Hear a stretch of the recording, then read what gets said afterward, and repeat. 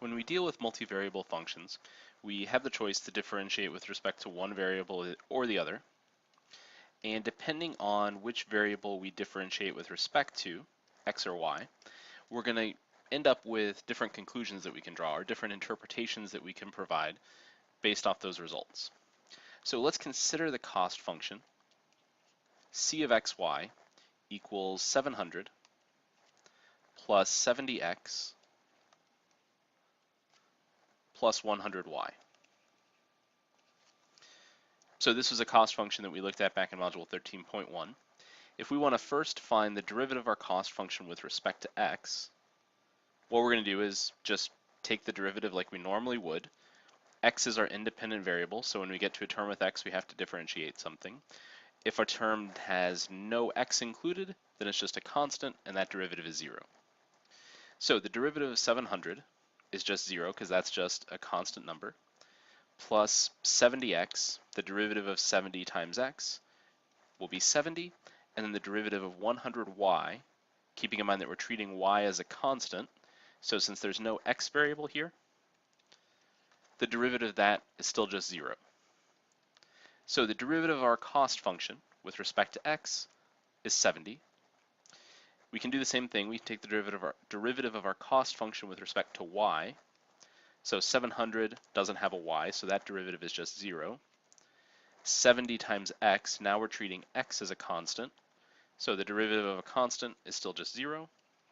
And then the derivative of 100y is 100. So the derivative of our cost function with respect to y is 100. So keeping in mind that this is a cost function, really what we're calculating in each of these cases is the marginal cost.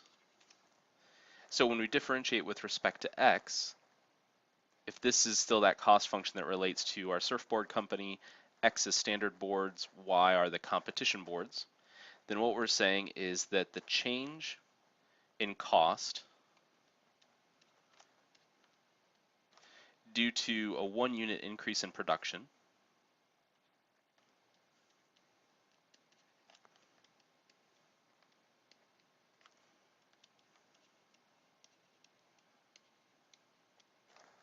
is going to be of a standard board.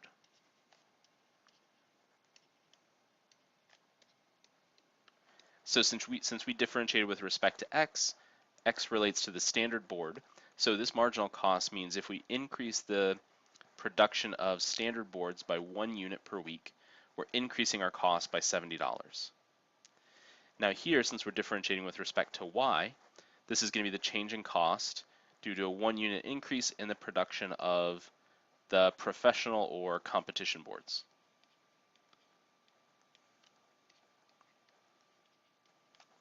So if we increase the production of competition boards by 1 unit each week, our costs are going to increase by $100.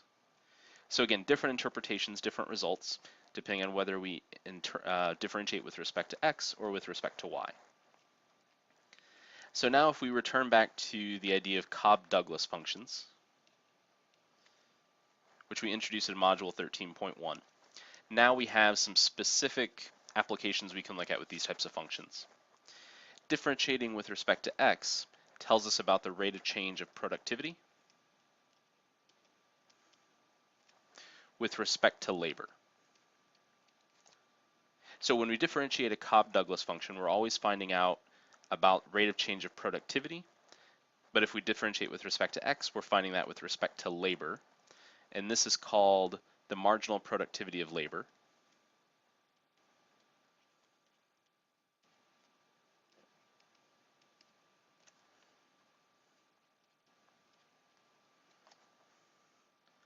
So basically what we're looking at is if we increase labor, what's going to happen to productivity? Will that increase productivity or decrease productivity?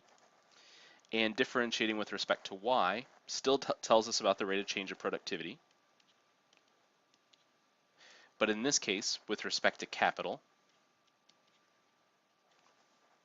and this is called the marginal productivity of capital. So the question we'd be trying to answer here is, if we increase capital, what will the effect be on productivity? And really, typically what we're looking at is either of these things, increasing labor or capital, typically increases productivity, but where are we going to get the better increase? Should we be investing money in increasing labor, or should we be increasing money in how much we're spending on capital? And which of those is going to have the better turnaround, the better increase in productivity?